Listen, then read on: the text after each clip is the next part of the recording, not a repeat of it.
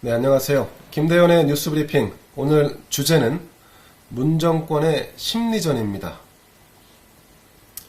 많이 가진 것은 유죄다. 문재인 정권은 경제적 욕망을 마치 범죄인 양 취급합니다. 남들보다 잘 살고 싶고, 좋은 차를 타고 싶고, 맛있는 것을 먹고 싶은, 이런 것은 경제적으로 넉넉해야 가능하고 그 욕구와 욕망을 채우기 위해 우리는 시장에서 각자 소속된 공간에서 더 열심히 일하게 됩니다. 자유시장경제 체제에서 개인은 법적으로 문제가 되지 않는 한 누구나 시장의 경쟁을 통해 재산을 증식할 수 있고 그게 시장과 경제 발전의 중요한 원동력이 됩니다. 그럼 경쟁이 욕망이 없다면 과연 어떻게 될까요? 네, 사회는 발전할 수 없을 것입니다. 배고프면 먹고, 졸리면 자고, 춥거나 병에 걸리면 그저 사망하는 그야말로 자연적 삶, 원시적 삶에서 크게 벗어나질 못했을 것입니다. 또 다른 예를 들어볼까요? 경쟁이 없다면 좋은 자동차를 만들 필요가 없습니다. 누구나 동일한 수준의 차를 타게 될 테니까 말이죠. 하지만 이럴 경우 자동차를 만드는 회사는 더 나은 차를 만들 능력을 배양하지 못하고 국가 차원에서도 경쟁력을 잃게 됩니다. 한마디로 발전이 없는 겁니다.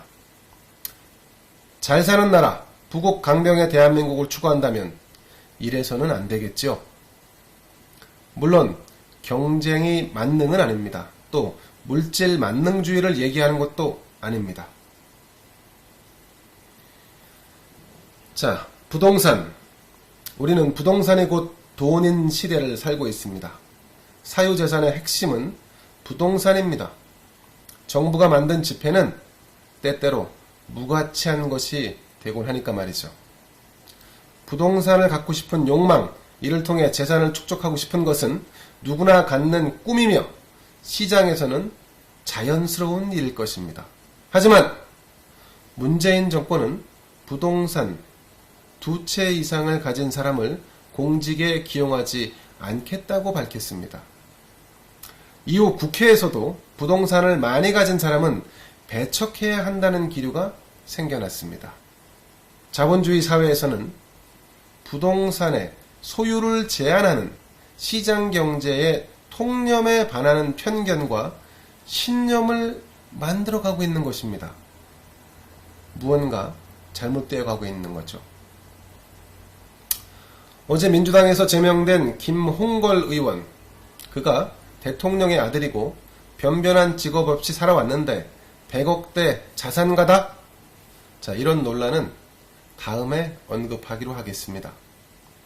민주당에서 김 의원을 제명한 이유는 이렇습니다. 부동산을 많이 보유해서 당의 품위를 훼손했다. 이겁니다. 부동산을 많이 소유하면 당의 품위를 손상시키는 것이라는 새로운 개념, 아니죠. 편견, 새로운 고정관념을 우리 사회에 심고 있는 것입니다. 김홍걸이 그 어떤 불법과 탈법으로 재산을 증식했는지는 따져보지도 않습니다. 그거를 먼저 따져보고 책임을 묻는 게 순리일진데도 말이죠. 그런데 민주당은 이 법치사회에서 책임을 묻는 방식을 따르지 않고 있습니다. 그저 부동산이 많다는 것을 제명 처리의 명분, 이유로 댔습니다. 여러분, 이것은 법치도 시장경제도 부인하는 처사라 하지 않을 수 없습니다. 민주당이 추가 논란을 막기 위해서 이른바 김홍걸을 위해서 꼬리 자르기를 했다 손치더라도 그 명분은 적어도 다주택이 아니었어야 하지 않는가 하는 생각을 해봅니다. 우리가 주목해야 할 점은 민주당이나 문재인 청와대, 이 집권 세력이 부동산을 많이 보유하고 있다는 것, 이것을 마치 즉결 심판하듯이 처리함으로써 부동산 다주택자를 부도덕한 행위자로 만드는 우를 범했다는 점입니다. 이를 인지했든 안 했든 현 정권은 시장 자유, 자유시장 경제를 무시 또는 배척하고 있다는 점은 분명해 보입니다. 여러분, 부동산을 많이 가진 사람은 나쁜 사람입니까? 저도 최근에서야 집을 한 채 마련을 했습니다. 저 말고도 운 좋게 부모에게 부동산을 물려받은 사람도 있을 거고, 대체로 부동산은 각자 합법적으로 노력해서 장만하고 또 늘려나가는 게 우리 사회의 상식입니다. 우리는 사실 다주택자가 누구인지, 그들이 재산을 얼마나 증식했는지, 나의 재산에 침해가 없다면 관심이 없습니다. 그렇지 않습니까? 내 재산도 아니고 다른 사람이 열심히 벌어서 마련했을 재산에 관심을 가질 이유가 없습니다. 그런데 왜 현 정권은 다주택자들을 범죄시하는 걸까요? 이건 일종의 심리전, 정치적 전략 전술의 일환이라고 판단됩니다. 상식적으로 볼 때 다주택자는 소수입니다. 국민 다수는 주택을 하나만 소유하고 있거나 아니면 무주택자도 많습니다. 문재인 정권은 부동산 정책의 실패, 그 원인을 다주택자에게 돌리고 있습니다. 그들의 과도한 욕망으로 인해 부동산 시장에 왜곡이 발생했고 그 피해가 시민들, 여러분들에게 돌아가고 있다. 이런 논리를 펴고 있는 것입니다. 주지하다시피 문재인 정권에서는 23차례나 부동산 대책을 내놨고 하지만 모두 실패했습니다. 문재인 대통령은 부동산 대책이 실패했다는 것을 인정하지 않고 있습니다. 자, 여러분, 그 이유는 실패를 인정하는 것보다 다주택자를 때림으로써 다수 유권자의 호응을 얻을 수 있다는 계산이 있기 때문이 아닐까, 이런 생각을 해봅니다. 현 문재인 정권은 정치적으로 유리한 셈법에 따라 움직입니다. 국가의 미래를 고민하기보다 당장의 이익에 천착하는 것이죠. 이것은 여러분 좌파의 속성이기도 합니다. 그러는 사이 우리 사회에 매우 중요한 툴, 구조, 바로 시장 자유, 자유시장 경제의 일부가 무너지고 국론이 분열되는 부작용을 낳게 됩니다. 자유시장 체제를 이기는 권력은 민주주의 사회에서 존재할 수 없습니다. 이 점을 문재인 청와대와 민주당은 도외시하고 있는 것입니다. 부동산 투기 의혹으로 제명된 또 한 명의 국회의원, 민주당 소속이었던 양정숙 의원이 있습니다. 자, 민주당의 부동산 투기를 한 사람이 적지 않다는 정도로 넘어가겠습니다. 현 정권에서는 반일과 개혁은 무죄입니다. 반일이나 개혁을 외치면 무죄 혹은 무죄 추정이 우선되는 이런 사회가 되어가고 있습니다. 조국, 추미애, 윤미향은 현 정권과 민주당이 적극적으로 엄호하고 응원합니다. 조국 전 법무장관, 자녀를 위해서 각종 증명서를 가짜로 발급했죠. 그의 아내 정경심은 펀드 투자를 해서 불탈법을 범했기 때문에 현재 재판 중에 있습니다. 조국의 동성은 어떻습니까? 웅동학원 채용 비리로 징역 1년형을 선고받고 법정 구속됐습니다.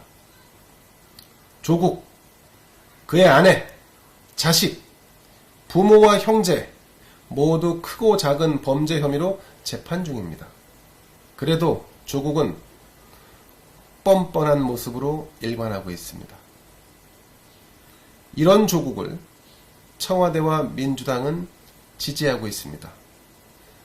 다주택자 김홍걸은 버리면서도 말이죠.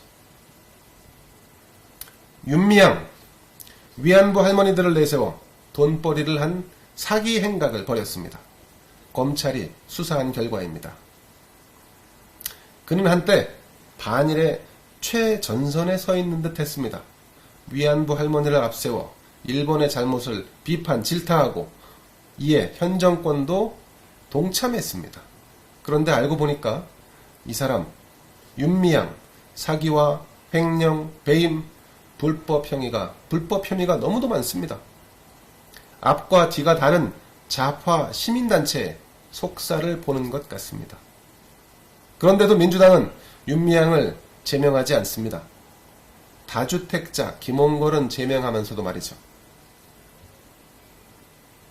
추미애 장관에 대한 민주당의 엄호는 그야말로 과잉입니다. 과잉. 오히려 추 장관을 보호하려다가 역효과를 내기도 합니다. 자, 여러분, 추 장관 아들 병영 특혜 의혹은 꼬리에 꼬리를 물고 이어지고 있습니다. 추 장관은 국회의원 당시 정치 후원금을 큰딸이 운영하는 식당에서 사용했습니다. 그것도 수백만 원을. 그리고 자신은 가지도 않은 아들 군 훈련소 퇴소식 때 후원금 카드를 사용했습니다. 누가 사용했는지 알 수 없습니다. 이 모든 것은 의원 간담회, 기자 간담회로 둔갑시켜서 신고를 했습니다. 특권과 특혜의식에 찌들지 않았다면 과연 이런 일이 가능했을까 싶습니다. 여러분, 과거 정권이었으면 벌써 추 장관은 경질됐을 것입니다. 사실 여부를 떠나서 법무부 장관이 이 정도 논란에 휘말린 자체가 문제라고 판단했을 것입니다. 누가? 대통령이 말입니다. 더욱이 추 장관 사태, 추 장관 아들 사건은 대통령 지지율과 민주당 지지율을 갉아먹고 있습니다. 추 장관은 버티고 민주당은 그를 엄호합니다. 이대로라면 추미애는 검찰 출두나 수사도 받지 않을 태세입니다. 반면 다주택자 김홍걸은 이 주택을 어떻게 구입했는지에 대한 규명조차 하지 않은 채 논란과 구설만으로 당에서 제명했습니다. 더 가진 것을 각종 범법과 특혜보다 더 큰 범죄로 취급하는 문재인 정권과 민주당, 이것은 시장 자유에 대한 심각한 도전입니다.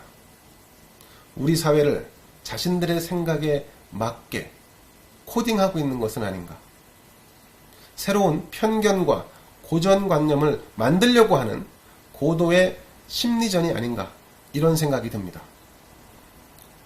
다주택은 유죄,